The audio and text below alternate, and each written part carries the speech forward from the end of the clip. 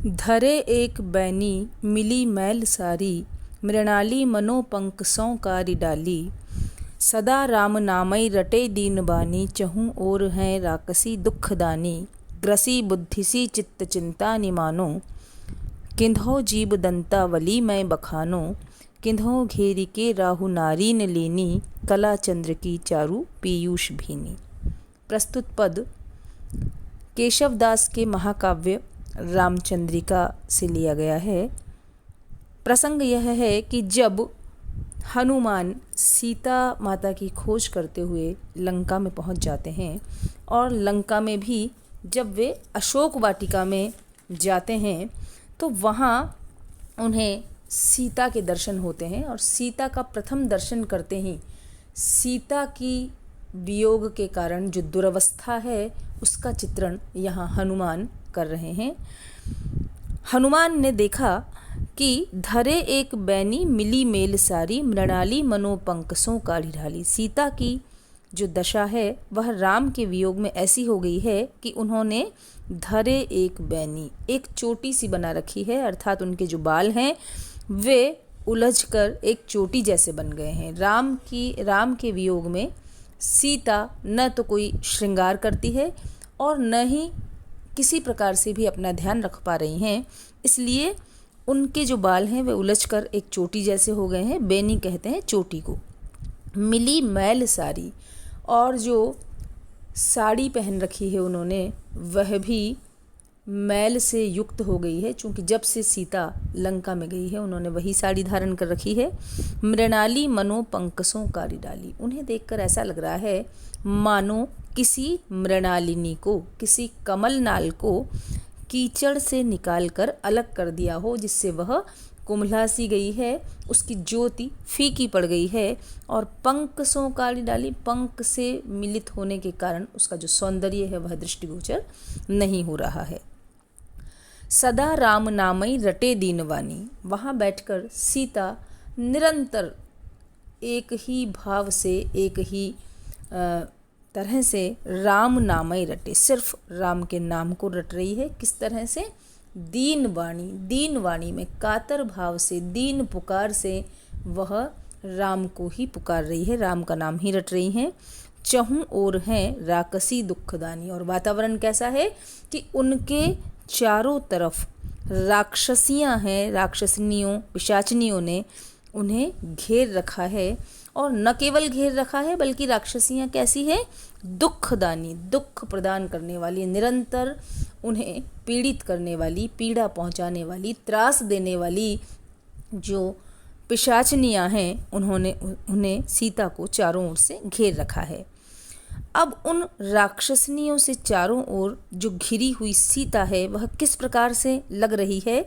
ग्रसी बुद्धि सी चित्त चिंता नहीं मानो, ऐसा लग रहा है मानो चित्त की चिंताओं ने विमल बुद्धि को घेर लिया है। जब चित्त की चिंताएं विमल बुद्धि को घेर लेती है तो बुद्धि किंग कर्तव्य विमूढ़ सी हो जाती है। ठीक वैसे ही किंग कर्तव्य विमूढ़ सी सीता उस अशोक वाटिका में बैठी हैं। किन्हौ जीभ दंतावली में बखानो, या यूँ कहा जाए कि जीभ दंतावली में बखानो, दांतों के बीच में एक असहाय जीभ है। 32 दांतों के बीच में जिस प्रकार जीभ अपना निर्वाह करती है, न जाने कब कौन सा दांत काट सकता है, ठीक उसी प्रकार वे पिशाचनियाँ दुख देने वाली हैं और सीता जीभ की भांति, दांतों के बीच में रहने वाली जीभ की भांति असहाय वहाँ विद्यमान है। किन्हों घेरी के राहु नारीन लीनी, अथवा ऐसा लगता है मानो राहु नारीन, राहु की स्त्रियों ने घेर लिया है। किसको? कला चंद्र की चारु पीयूष भीनी, चंद्रमा की चारु अर्थात सुंदर, पीयूष भीनी, पीयूष कहते हैं अमृत को, भीनी यहाँ से अमृत से भीगी हुई, अमृत से संयुक्त चंद्रमा की जो सुंदर कलाएं हैं उनको मानो राहु की स्त्रियों ने घेर लिया है। यहाँ चूँकि हम सभी जानते हैं कि चंद्रमा को जब राहु ग्रस लेता है तो ग्रहण लग जाता है। यहाँ राहु नारीन इसलिए कहा है चूँकि यहाँ स्त्रियों ने, राक्षसनियों ने सीता को घेर रखा है, इसलिए राहु की जगह राहु नारीन शब्द प्रयुक्त किया गया है। तो ऐसा लग रहा है जैसे राहु की स्त्रियों ने अमृत युक्त चंद्रमा की कलाओं को घेर लिया है, और जब चंद्रमा की कला को घेर लिया जाए तो चंद्रमा पे ग्रहण की छाया पड़ जाती है। इसी प्रकार सीता के मुख पर राम के वियोग जन्य दुख की ग्रहण की छाया है, वहाँ प्रसन्नता का किंचित मात्र भी प्रसन्नता दृष्टिगोचर हमें नहीं होती है।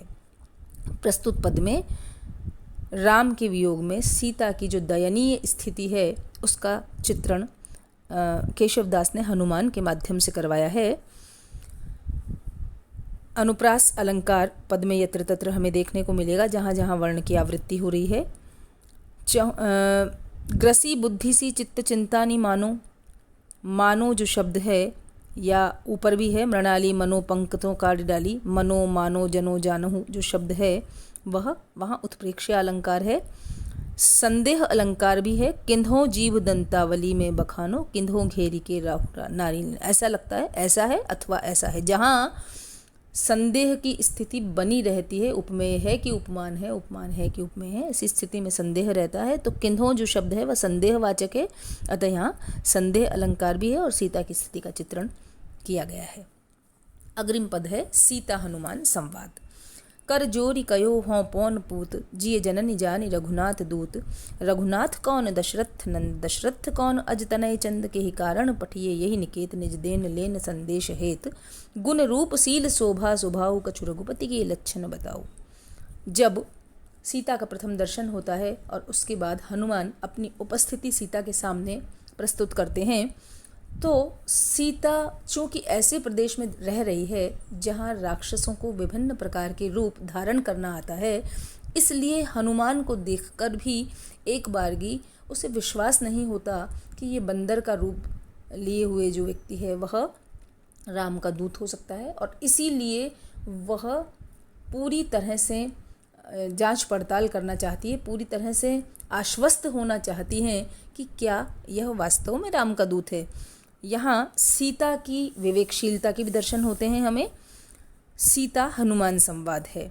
जब हनुमान सीता से मिले तो कर जोरी कहो, हाथ जोड़कर हनुमान ने कहा, हों हों यानी मैं, पवन पूत मैं पवन का पुत्र हनुमान हूँ। जिय जननी जानू रघुनाथ दूत, हे माता आप अपने मन में मुझे रघुनाथ का दूत समझिए, मैं रघुनाथ का संदेशवाहक हूँ, दूत हूँ, सेवक हूँ। सीता को अचरज होता है कि यहाँ कोई वानर इन राक्षसों से भरी लंका में भला कैसे आ सकता है, इसीलिए वे प्रश्न करती है। यहाँ पूरे पद में प्रश्नोत्तर शैली या संवाद शैली है, जो कि केशव की काव्य कला की बहुत ही अन्यतम विशेषता है। संवाद उनके जैसे अन्यत्र हमें अन्य कवियों के काव्य में हमें बहुत कम देखने को मिलते हैं। तो सीता प्रश्न करती है, रघुनाथ कौन, कौन रघुनाथ, किन रघुनाथ की बात कर रहे हो। दशरथ नंद, एक ही पंक्ति में प्रश्न भी है और उत्तर भी है, संवाद है, आपस में बातचीत चल रही है। और केशव के काव्य की यह जो नाटकीयता है, उनके काव्य की अपनी विशेषता है। रघुनाथ कौन, रघुनाथ कौन है, जवाब मिलता है हनुमान की तरफ से, दशरथ, दशरथ के पुत्र। दशरथ कौन, कौन दशरथ, अज तनय चंद्र, चंद जो चंद्रमा के तुल्य उज्जवल कीर्ति वाले राजा अज के पुत्र है। एक तरह से यहाँ राम की वंशावली का भी बखान हो गया है कि ही कारण पठिए यही निकेत, तुम्हें किस कारण के लिए यही निकेत, इस घर में, इस लंका में किस लिए भेजा है राम ने। निज देन लेन संदेश हेत, हनुमान भी उतनी ही चतुराई से उत्तर देते हैं जितनी विवेकशीलता से, बुद्धिमत्ता से सीता के द्वारा प्रश्न किया जा रहा है। हनुमान भी उसी बुद्धिमत्ता से उत्तर देते हैं कि निज स्वयं का संदेश देने के लिए और लेन संदेश, आपका संदेश लेने के हेतु मुझे राम ने यहाँ भेजा है। गुण रूप शील शोभा स्वभाव, कछु रघुपति के लक्षण बताओ। लेकिन फिर भी सीता हनुमान पर सहज विश्वास नहीं करती। वह कहती है कि कछु रघुपति के कुछ गुण, रूप, शील, शोभा और स्वभाव के बारे में, उनके लक्षणों के बारे में कुछ बताओ, तब मैं विश्वास कर पाऊंगी कि तुम सचमुच राम के दूत हो। क्योंकि यदि तुम यह बताने में सफल हुए कि राम में क्या गुण है, राम का स्वरूप कैसा है, शील सौंदर्य कैसा है, उनका स्वभाव कैसा है। यदि ये सब बातें तुम बता दोगे तो मुझे विश्वास हो जाएगा कि तुम सचमुच राम के दूत हो। तो यहाँ वर्णन में बहुत स्वाभाविकता है, संवाद शैली है, पूरे पद में अनुप्रास अलंकार है, राम की वंशावली का हनुमान के माध्यम से वर्णन किया गया है और साथ ही सीता और हनुमान दोनों की बुद्धिमत्ता का भी चित्रण है। केशव की अनुपम संवाद शैली या प्रश्नोत्तर शैली का यह उत्तम उदाहरण है।